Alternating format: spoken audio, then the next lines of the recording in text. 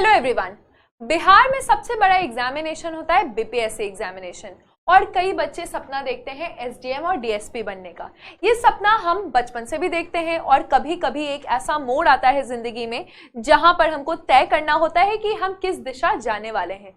12वीं के बाद ऐसा ही कुछ मोड़ अपने जीवन में आता है। तो आप जानते हैं कि बिहार में 12वीं का रिजल्ट निकल चुका है। बहुत सारे बच्चे होंगे जिन्होंने कॉमर्स लिया होगा, कुछ बच्चों ने आर्ट्स लिया होगा और साइंस भी लिया होगा। तो ये सभी बच्चे तैयारी कर सकते हैं राज्य की सबसे मुख्य परीक्षा जो कि बीपीएससी की परीक्षा होती है और सबसे ज्यादा रेप्यूटेड जॉब एसडीएम डीएसपी जैसे जॉब्स आप प्राप्त कर सकते हैं।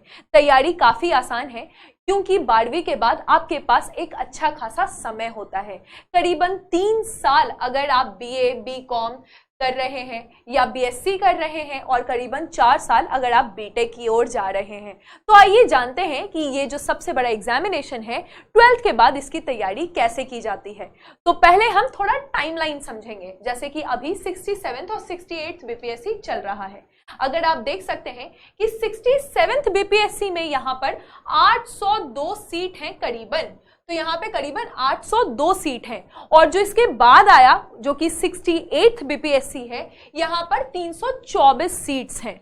यहाँ पर अगर हम बात करेंगे कि प्रीलिम्स कब हुआ और प्रीलिम्स का रिजल्ट कब आया, तो अगर आप देखते हैं कि 67th बीपीएससी का प्रीलिम्स हुआ था 30 सितंबर को, 68th बीपीएससी का प्रीलिम्स हुआ था 12 फरवरी को। तो टाइम आप देख सकते हैं कि सितंबर के बाद अक्टूबर, नवंबर, दिसंबर, जनवरी और फिर फरवरी, यानी कि करीबन 6 महीने मैक्सिमम अगर हम ले तो 6 महीने के अंदर अंदर आपके 2 बीपीएससी के प्रीलिम्स एग्जामिनेशन हो जाते हैं। इसका रिजल्ट भी आ गया। तो 30 सितंबर वाले एग्जाम का रिजल्ट आपका 17 नवंबर को आया और यहाँ पर ये रिजल्ट आपका 27 मार्च को आने वाला है जो कि 68 बीपीएससी है। प्रीलिम्स के बाद होता है मेंस। तो मेंस में भी आप यहाँ पे डेट्स जो है वो मेंशन्ड है, इसको आप देख सकते हैं। उसके बाद आपका मेंस का रिजल्ट आता है और मेंस में जो बच्चे क्वालिफाई करते हैं वो देते हैं इंटरव्यू। तो फिर हमारा इंटरव्यू होता है और इंटरव्यू का फाइनल रिजल्ट आता है। इस दिन जो बच्चे मेरिट लिस्ट में आ गए उनको मिल गया राज्य का सबसे बड़ा एग्जामिनेशन, क्वालिफाई भी कर गए वो और साथ ही साथ सबसे बड़ा जॉब जो कि गैजेटेड ऑफिसर का जॉब है वो भी मिल गया। तो इस एग्जामिनेशन की तैयारी कैसे होगी ये हम यहाँ पर समझने वाले हैं। तो यहाँ पर आप जैसे देखते हैं कि प्रीलिम्स एग्जामिनेशन, पहले हम इसके पैटर्न को समझेंगे। 67th प्रीलिम्स में और 68th प्रीलिम्स में थोड़ा सा अंतर है क्योंकि 67th प्रीलिम्स तक कोई नेगेटिव मार्किंग नहीं होती थी, लेकिन अब 68th प्रीलिम्स से और आपके आने वाले एग्जामिनेशन, जैसे आपने 12th पास किया है तो उसके बाद जो एग्जामिनेशन आएंगे उसमें नेगेटिव मार्किंग होगी और वो नेगेटिव मार्किंग होगी 0.25 मार्क्स की। तो 68 बीपीएससी से नेगेटिव मार्किंग शुरू हो चुकी है। यहाँ पर 150 सवाल आएंगे, जैसा कि आप यहाँ पे देख सकते हैं कि यहाँ पर 150 सवाल आएंगे, 150 क्वेश्चंस, और ये प्रीलिम्स एग्जामिनेशन में आने वाले हैं। साथ ही साथ इन सवालों में नेगेटिव मार्किंग है -1/4, जिसको आप -0.25 भी कहते हैं। इसके बाद होता है मेंस। इसके बाद प्रीलिम्स के बाद मेंस होता है। मेंस में आपको 4 पेपर लिखने होते हैं। एक क्वालिफाइंग है ऑप्शनल जिसके बारे में हम बात करेंगे और 3 पेपर जिसमें से एक ऐसे है और 2 पेपर आपका जीएस है। ठीक है, तो ये सारे पेपर जो है वो ईच 300 नंबर के होंगे और टोटल मार्क्स जो है वो आपका 900 मार्क्स पे मेरिट बनेगा। और फिर होता है इंटरव्यू जो कि 120 नंबर का होता है। प्रीलिम्स आप क्वालिफाई करते हैं, प्रीलिम्स का नंबर नहीं जुड़ाता है, तो जो आपको फाइनल मेरिट लिस्ट बनता है वो 900 प्लस 120 यानी कि 1020 मार्क्स पे आपका मेरिट लिस्ट बनने वाला है। यहां तक आपका पैटर्न है जो कि आपको समझ में आ गया, राइट। फिर नेक्स्ट हम अगर देखेंगे तो नेक्स्ट में हम देखते हैं कि जो मेंस का पैटर्न है वो कैसा है। तो जनरल हिंदी क्वालिफाइंग है, ऑप्शनल आपका क्वालिफाइंग है, ये सारे नंबर आपके नहीं जुड़ाएंगे। जीएस पेपर 1, जीएस पेपर 2 और एसए, ये सब 3 जो पेपर हैं उसके नंबर आपके जुड़ाएंगे और यही 900 मार्क्स जो है यहाँ पे आपका सिलेक्शन डिपेंड करता है, आपका रैंक डिपेंड करता है। तो मेंस का प्रैक्टिस बहुत जरूरी है और आप इस प्रैक्टिस को अपने ग्रेजुएशन के साथ साथ चला सकते हैं। तो अब हम बात करते हैं उन बच्चों के लिए जिन्होंने 12th पास किया है और उनके पास 3 से 4 साल है इस तैयारी को करने का। और पता है आप जो है वो इतिहास बना सकते हैं अगर आप पहले ही अटेम्प्ट में इस एग्जामिनेशन को निकालेंगे, है ना। तो बिल्कुल आपका ग्रेजुएशन का रिजल्ट आएगा और ये रिजल्ट आएगा, दोनों साथ साथ भी आ सकता है अगर स्ट्रैटेजी बहुत सही रही तो देखते हैं हम इसके बारे में। ये है आपका सिलेबस। देखिए सबसे पहले जो सबसे प्रमुख बात है, 12th पास करने के बाद अगर आपके अंदर एक अधिकारी बनने का जोश है, जज्बा है, देश के लिए कुछ करना है, अपने परिवार के लिए कुछ करना है, अपने समाज के लिए कुछ करना है, अपने बिहार के लिए कुछ करना है, तो आपको पता होना चाहिए इस एग्जामिनेशन का पूरा सिलेबस। सिलेबस काफी सरल है। यहाँ पर जनरल साइंस जो विज्ञान आप पढ़ते हैं तो साइंस के बच्चों के लिए काफी अच्छा हो जाएगा। हिस्ट्री आर्ट्स के बच्चों के लिए काफी अच्छा हो जाएगा। ज्योग्राफी, पॉलिटी, इकोनॉमिक्स, यहाँ पे भी आर्ट्स के बच्चों के लिए एक अच्छा मौका है। इकोनॉमिक्स कॉमर्स के बच्चों के लिए अच्छा है। तो यानी हमको समझ में आ रहा है कि बीपीएससी ने सबको यहाँ पर इक्वालिटी दिया है ना, समानता दिया है, क्योंकि साइंस का भी वेटेज है, कॉमर्स में इकोनॉमिक्स का वेटेज है और आर्ट्स का तो वेटेज है ही है। तो अब शुरुआत कैसे करें? ऐसा क्या करें मैम कि जब हम पहले साल जाएं कॉलेज में, वहां पे हम अपनी कॉलेज की भी पढ़ाई कर लें और हंसी मजाक में हम बीपीएससी की तैयारी भी शुरू कर दें और तीसरे साल तक आते आते हमारी तैयारी अच्छी हो जाए। देखिए हम इस एग्जामिनेशन के आपके तैयारी को 3 भाग में बांटना चाहते हैं। पहला भाग है जब आप अपने फर्स्ट ईयर में है, ग्रेजुएशन के फर्स्ट ईयर में है, ठीक है। तो यहां पर आप क्या करें कि पहले आप एक आदत डेवलप कीजिए। आदत किस चीज का आप डेवलप करेंगे? तो आदत आप डेवलप करेंगे न्यूज़पेपर पढ़ने का। सबसे पहला और जरूरी चीज, अगर आप हिंदी माध्यम के बच्चे हैं तो आप जनसत्ता या बिजनेस स्टैंडर्ड्स और दैनिक जागरण जैसे न्यूज़पेपर्स पढ़ सकते हैं। और अगर आप अंग्रेजी माध्यम के बच्चे हैं और आपकी अंग्रेजी काफी बेहतरीन है, एकदम एडवांस लेवल पे है ना, जिसको बोलते हैं एकदम डंके की चोट पे है, तो आप द हिंदू न्यूज़पेपर पढ़ सकते हैं। उससे अगर आपको लगता है कि द हिंदू या फिर उतनी अच्छी इंग्लिश नहीं है, आपको थोड़ा सा मॉडरेट चाहिए, तो आप इंडियन एक्सप्रेस पढ़ सकते हैं। या अगर आप कॉमन इंग्लिश जो हम सीखते हैं है ना, तो द हिंदुस्तान टाइम्स से शुरू कर सकते हैं, टाइम्स ऑफ इंडिया पढ़ सकते हैं, फिर धीरे धीरे हम और एडवांस लेवल में जाएंगे। तो यहाँ पर जरूरी है जानकारी प्राप्त करने की। हिंदी और इंग्लिश में आप अपने आप को डिवाइड नहीं करेंगे। तो यहां से फायदा क्या होने वाला है, जैसे कि अगर मुझे रोज दैनिक न्यूज़पेपर, डेली न्यूज़पेपर पढ़ने का आदत हो गया, तो मुझे पता चलते रहेगा कि आसपास क्या हो रहा है। और उसमें जो एडिटोरियल वाला पोर्शन है, जो सबसे बीच वाला पेज होता है, एडिटोरियल पेज जिसको हम पढ़ते हैं, है ना, संपादक जो लिखते हैं, तो वहां पर हम जान सकते हैं कि किसी भी विषय में हम अपने सोच को, अपने राय को कैसे प्रकट कर सकते हैं। तो कॉलेज के पहले साल में तो सबसे पहले आप अपने अंदर, अगर आदत नहीं है तो इसको विकसित कीजिए कि आप न्यूज़पेपर पढ़ना शुरू कीजिए। करंट अफेयर्स का एग्जामिनेशन में काफी इंपॉर्टेंट रोल है। 150 क्वेश्चन में करीबन 35 से 40 क्वेश्चन सिर्फ और सिर्फ एमसीक्यू में करंट अफेयर्स के आते हैं। और अगर आप देखेंगे जीएस पेपर्स को, तो जीएस पेपर 2 खास तौर पे, है ना, वहां पर जब आप हिस्ट्री लिख रहे हैं, ज्योग्राफी के क्वेश्चंस आंसर्स लिख रहे हैं, इकोनॉमिक्स के आंसर्स लिख रहे हैं, तो आप अपने करंट अफेयर्स को वहां पे as folder points, as important point डाल सकते हैं। और अभी तक के पैटर्न के अकॉर्डिंग पेपर 1 में तो ऑलरेडी करंट अफेयर्स मेंशन्ड है, तो जीएस पेपर 1 और जीएस पेपर 2 दोनों में ही करंट अफेयर्स का बहुत रोल है। अगर आप ऑप्शनल लेकर, जैसे आपका ऑप्शनल है ज्योग्राफी हो गया, इकोनॉमिक्स हो गया, और या फिर हिस्ट्री भी हो गया, और हिस्ट्री में कोई नया खोज हुआ है, तो वहां पर भी अगर आप अपने करंट अफेयर्स के पॉइंट्स को डालते हैं तो आपको एक एज मिलेगा। जब आप इंटरव्यू में जाएंगे, एक अधिकारी का क्या काम होता है? एक अधिकारी का मेन काम तो है अवेयरनेस। उसको पता होना चाहिए कि आसपास क्या हो रहा है, कैसा चल रहा है, सब चीज से उसको अवगत होना चाहिए, है ना।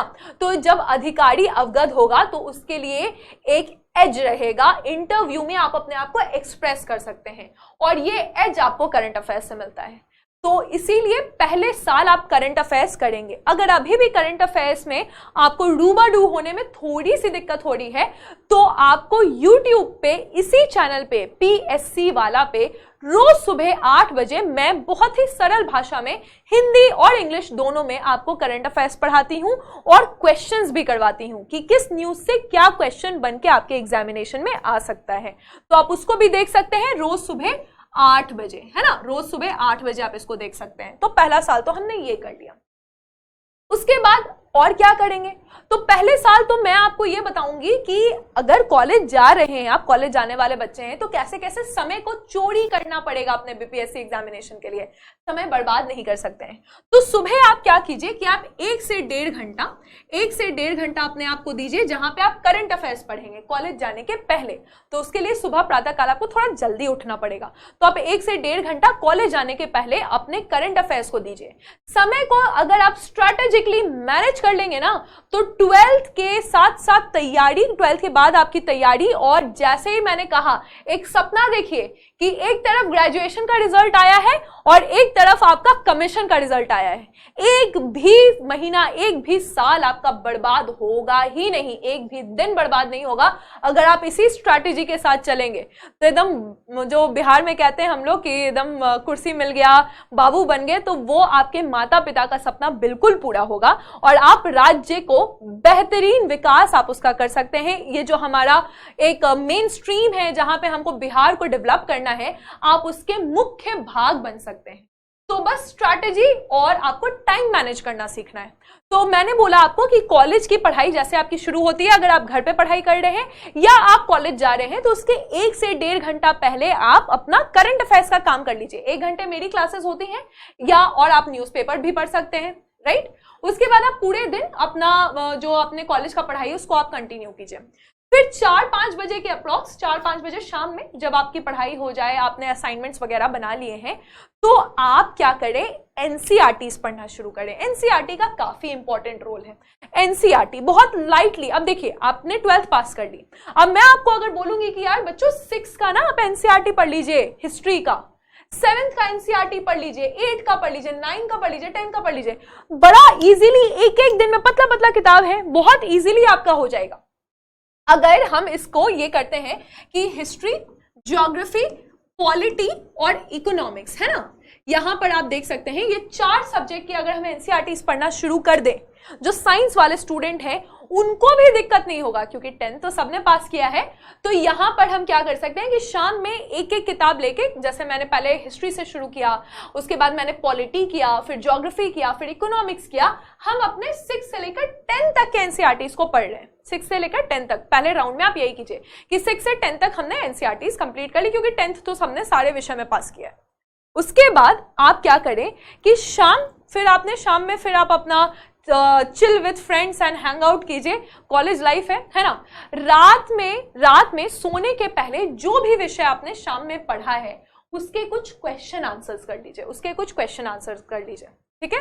और जो स्टूडेंट हैं, जो नॉन साइंस स्टूडेंट हैं, वो एक और काम कर सकते हैं, जिसने बीएससी नहीं, जो बीएससी नहीं कर रहे हैं, क्योंकि बीएससी वाले तो साइंस करते ही रहेंगे, वो एक काम कीजिए कि बायोलॉजी, फिजिक्स और केमिस्ट्री, है ना, यहां इसके भी 6 से लेकर आपको 10th के एनसीईआरटी करने हैं। इवन साइंस वाले भी इसको कीजिए, क्योंकि एनसीईआरटी का एक एक लाइन जो समझ लीजिए कि ग्रंथ है, बीच से क्वेश्चन आ जाता है। आज 6 का अगर मैं पहले चैप्टर का आपको एनसीईआरटी बताऊं पॉलिटी का, तो उसमें छोटे छोटे जगह से केसर सागा या छोटे छोटे बॉक्स उसमें बने हुए हैं, जो हमको लगेगा कि यार 6 का है हम क्यों पढ़े, लेकिन वहां से कमीशन क्वेश्चन पूछ रहा है। तो एनसीईआरटी को हम इग्नोर नहीं कर सकते हैं। आपको लगेगा कि अरे एनसीईआरटी से क्वेश्चन कहां था, लेकिन अगर ढूंढ के देखा जाए तो कमीशन जब आंसर भी देता है तो लिखता है कि एनसीईआरटी के पेज नंबर इतना में लिखा हुआ है।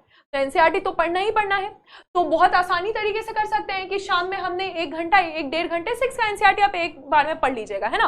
और फिर हमने क्या किया, रात में सोने के पहले, डिनर करने के बाद हमने इसके क्वेश्चंस बना लिए। क्वेश्चंस आपको मिल जाएंगे, आपको पीडब्ल्यू ऐप पे भी बहुत सारे क्वेश्चंस मिल जाएंगे, फ्री ऑफ कॉस्ट बहुत सारी चीजें हैं। और पता है, अगर आपको तो भी एनसीईआरटी पढ़ने में दिक्कत हो रहा है, तो उसके लिए मैं आपको एक बहुत अच्छी गुड न्यूज बताना चाहती हूं कि पीएससी वाला ऐप पे पीएससी वाला ऐप पे और यूट्यूब चैनल पे फ्री में आपको सारे डिटेल्ड एनसीईआरटीज मिलने वाले हैं। सारे डिटेल एक ही आपका वीडियो रहेगा, उसी वीडियो में आपको 6, 7, 8, 9, 10, 11, 12 पूरा एनसीईआरटी कवर्ड, हर एक विषय का, ज्योग्राफी हो गया, पॉलिटी हो गया, साइंस हो गया, सारे विषय का मिलेगा। तो अगर आपको लगता है कि मैम मुझे एकदम बुक पढ़ने का मन नहीं कर रहा है या फिर नहीं समझ में आ रहा है बुक पढ़ने के बाद, तो आप उन वीडियोस को भी देख सकते हैं जो कि आपको फ्री में यूट्यूब पे मिलेगा। ये एनसीईआरटी सीरीज हमारी है पीएससी वाला में, राइट? तो आप इस एनसीईआरटी को कवर कर सकते हैं। और शाम में जैसा मैंने बोला कि रात में आप क्वेश्चंस बनाइए, उस वीडियो में आपको पीवाईक्यूज भी मिलेंगे और क्वेश्चंस भी मिलेंगे, तो आप प्रैक्टिस कर सकते हैं। तो पहले साल कॉलेज का हमने एक बहुत बड़ा जो सीढ़ी होता है उसको कवर कर लिया। हमको पेपर पढ़ने का आदत हो गया, डेली करंट अफेयर्स का आदत हो गया। मैं कंटिन्यू रह सकता हूं, मैं कंटिन्यू रह सकती हूं। बिहार में अधिकारी बनने का जो सबसे बड़ा मैंने हर्डल क्रॉस कर लिया वो है पेपर पढ़ने का आदत। और मैंने दूसरा जो सबसे बड़ा हर्डल क्रॉस किया है वो है एनसीईआरटी बुक्स पढ़ भी लिया और पीडब्ल्यू में उसका हमने देख लिया है, वीडियोस भी देख लिया है। तो अब हमारा कवरेज हो गया। अब सेकेंड ईयर में आप चले गए हंसते खेलते, है ना? तो सेकेंड ईयर में आप चले गए। अब सेकेंड ईयर में आपको क्या करना है कि कुछ स्टैंडर्ड किताब, अब आप सिलेबस को देखिए ध्यान से, है ना? कुछ स्टैंडर्ड किताब हैं जो कि आपको यहाँ पे पढ़ने होंगे, जैसे कि साइंस, जनरल साइंस में आप कुछ अगर आप चाहते हैं तो आप पहले पीवाईक्यूज को देखिएगा, प्रीवियस ईयर क्वेश्चंस को देखिएगा, क्या एनसीईआरटी से कवर्ड है, तो मैक्सिमम एनसीईआरटी से कवर्ड है। बस एक टेक्नोलॉजी जो शब्द लिखा है ना, टेक्नोलॉजी, ठीक है, तो फिजिक्स, केमिस्ट्री, बायोलॉजी तो आपकी कवर्ड हो जाएंगे। टेक्नोलॉजी में आपको क्या करना पड़ेगा, आपको फिर करंट अफेयर्स थोड़ा देखना पड़ेगा, जैसे बायोटेक्नोलॉजी आ जाता है या सीक्वेंसिंग, ये जो आपका जीएम क्रॉप, जेनेटिकली मॉडिफाइड, ये सब हो जाता है। इसरो ने कुछ कर दिया, नासा से कुछ हमारा मेमोरेंडम ऑफ अंडरस्टैंडिंग साइन हो गया है। तो इस तरह के साइंस वाले टर्म्स, जो टेक्नोलॉजी वाले टर्म्स हैं, उसको हम पढ़ेंगे कैसे, करंट अफेयर से। ये सेकेंड ईयर में आप थोड़ा अवेयर हो जाएगा जब तक आपका बेस क्लियर हो जाएगा।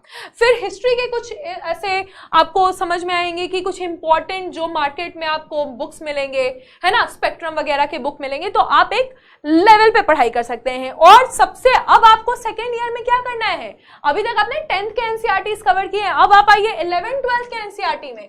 देखिए साइंस के लिए तो मैं नहीं बोलूंगी कि 11th 12th के एनसीईआरटी इंपॉर्टेंट है, लेकिन जो आपके आर्ट्स के सब्जेक्ट हैं उसमें आपको 11th 12th के एनसीईआरटीज आपके कॉलेज के सेकेंड ईयर्स में करने पड़ेंगे, ठीक है?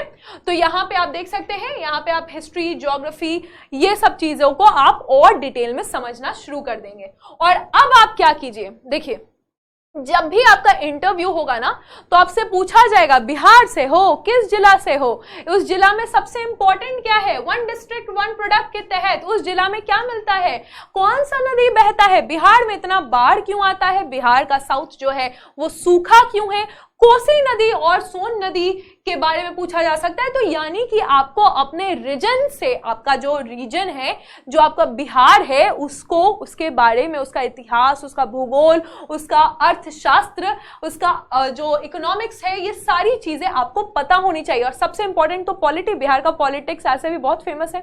तो ये सब चीजें, यानी कि आप सेकेंड ईयर में अपने स्टेट को जानना शुरू करेंगे, है ना? और इसमें आपको बड़ा मजा आएगा। अगर आप बिहार से हैं तो भी बहुत मजा आएगा, अगर आप बिहार से नहीं भी हैं तो भी आपको स्टेट को जानने में बड़ा मजा आता है, ठीक है? तो ये सारी चीजें आप स्टेट स्पेसिफिक चीजों को जानना शुरू करेंगे।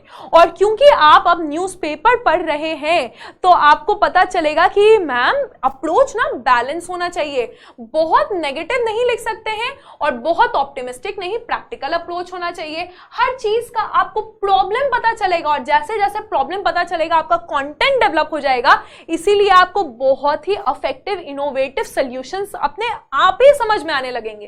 तो एक अच्छा अधिकारी बनने का तरीका ये होता है, फॉर्मूला ये है कि हम आपको सॉल्यूशन नहीं बताएंगे, हम आपको इनोवेशन नहीं सिखाएंगे, हम आपको तरीका नहीं सिखाएंगे, हम आपको बताएंगे कंटेंट जो सही फाउंडेशन है ना?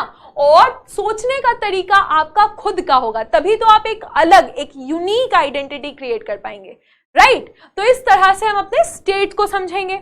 और थर्ड ईयर में अब हम क्या करने वाले हैं, थर्ड ईयर में अब मैम, अब तो हम कॉलेज के थर्ड ईयर में चले गए, तो थर्ड ईयर में अब हम क्या करेंगे कि थर्ड ईयर में न्यूज़पेपर पढ़ लिया हमने, एनसीईआरटी 12 तक कवर कर लिया, और कुछ कुछ जगह हमने जैसे एम लक्ष्मीकांत पॉलिटी में लोग पढ़ते हैं या स्पेक्ट्रम लोग पढ़ते हैं हिस्ट्री में, तो वो सब भी आप अपने हिसाब से, हर बुक हर किसी को सूट नहीं करता है और हर किसी का एक अपना प्रेफरेंस होता है, तो उस हिसाब से आप उतने नॉलेजेबल हो जाएंगे कि आपको समझ में आ जाएगा कि कौन से बुक को मुझे फॉलो करना है, राइट।